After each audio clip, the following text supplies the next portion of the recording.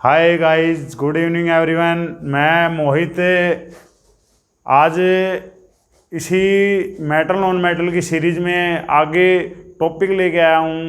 Amphoteric oxide aqua regia metal की reaction water के साथ कैसे होती है और कौन सी गैस निकलती है, प्योर गोल्ड किसे कहेंगे, और आपकी जो आभूषण बनाए जाते हैं वो कौन सी धातु से कितने कैरेट के सोने के साथ कैसे कैसे आपका आभूषण बनाया जाता है, मेटल की रिएक्शन है किसी एसिड के साथ कैसे होगी, ये सारे आज के आपके टॉपिक रहेंगे। आज first of all amphoteric oxide एक टर्म आई है, वो क्या कहती है, those metal oxide which behave acidic as well as basic in nature. कहने का मीन्स क्या है कि आपका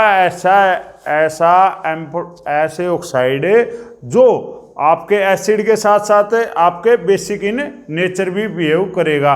क्वेश्चन है, एग्जामिनर ये पूछेगा, इनमें आपसे ऑप्शन दे देगा 2 या 3 या 4, तो आपने ये पूछेगा एम्फोटेरिक ऑक्साइड आप में इनमें से छाटिए। तो एक तो फर्स्ट ऑफ ऑल तो एम्फोटेरिक ऑक्साइड होता है आपका जिंक ऑक्साइड, और सेकंड होता है एल्युमिनियम ऑक्साइड। एल्युमिनियम ऑक्साइड कई बहुत बार पूछ लेता है, उसका फार्मूला पूछ लेता है एम्फोटेरिक ऑक्साइड का, एल्युमिनियम ऑक्साइड वाला Al2O3।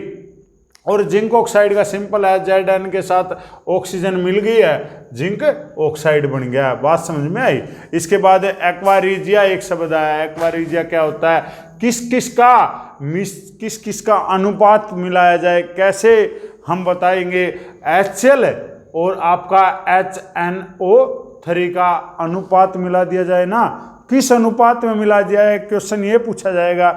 3 HCl के मॉलिक्यूल हो और 1 HNO3 हो तो आप कह सकते हो कि ये एक्वा रिजिया सॉल्यूशन है। इट मीन समझे क्या कहना चाह रहा है, ये कहना चाह रहा है कि जो आपका HCl है ना वो तो 3 होना चाहिए, और HNO3 जो अम्लों का राजा, क्वेश्चन यहाँ आ जाता है अम्लों का राजा कौन सा है, अम्लों का राजा, जैसे फलों में राजा आम है ना, अम्लों का राजा होता है, अम्लों का राजा कौन होता है, HNO3 nitric acid.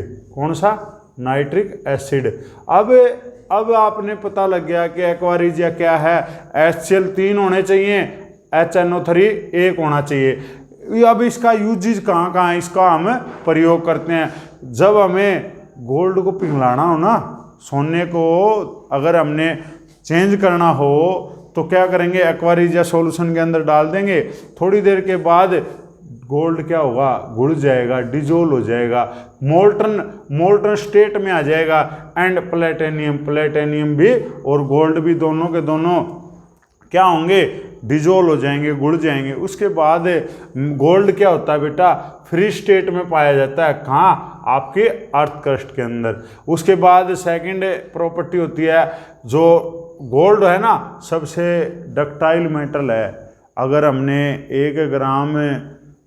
1 gram gold की अगर हम वायर की बात करें, 2 किलोमीटर लंबी वायर बनाई जा सकती है। इसके बाद क्वेश्चन आया गोल्ड के ऊपर, आपका जो गोल्ड होता है वो 24 जो कैरेट होते हैं ना वो प्योर गोल्ड होता है, शुद्ध सोना। कितने कैरेट का होगा, 24 कैरेट का।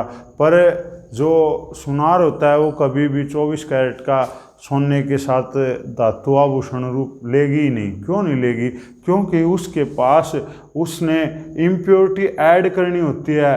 वो क्या होता है, इस 24 कैरेट का जो सोना होता है वो मोल्टन स्टेट में होता है, पिघली हुई अवस्था में होता है और शुद्ध होता है बिल्कुल। 22 कैरेट के सोने के साथ आभूषण बनाए जाते हैं। आभूषण आपके जो ऑर्नामेंट्स होते हैं ना, वो 22 कैरेट का जो सोना होता है वो बनाने में मदद करता है। ठीक है। इसके बाद आपकी क्या है, फर्स्ट ऑफ ऑल रिएक्शन है किसकी, एसिड की। किसके, एसिड की नहीं, मेटल की रिएक्शन है किसके साथ, आपके सिंपल वाटर के साथ।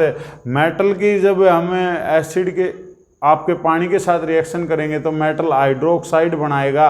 और क्वेश्चन एग्जामिनर नहीं पूछता है कि क्या बनेगा, बस क्वेश्चन ये पूछा जाएगा कि कौन सी गैस बाहर रिलीज होगी। 1 नंबर के क्वेश्चन के हिसाब से हाइड्रोजन गैस बाहर रिलीज होती है। एक एक्टिविटी भी आती है, रिएक्शन क्या कहेगा, सोडियम है, सोडियम एक धातु, आपको पता है वाटर के साथ रिएक्शन करना है, तो क्या बना दिया, सोडियम हाइड्रो ऑक्साइड, और हाइड्रोजन गैस क्या हो गया है, रिलीज हो गया, कहाँ, बाहर निकल जाएगी। सेकंड जो रिएक्शन है किसके साथ, मेटल की किसी एसिड के साथ।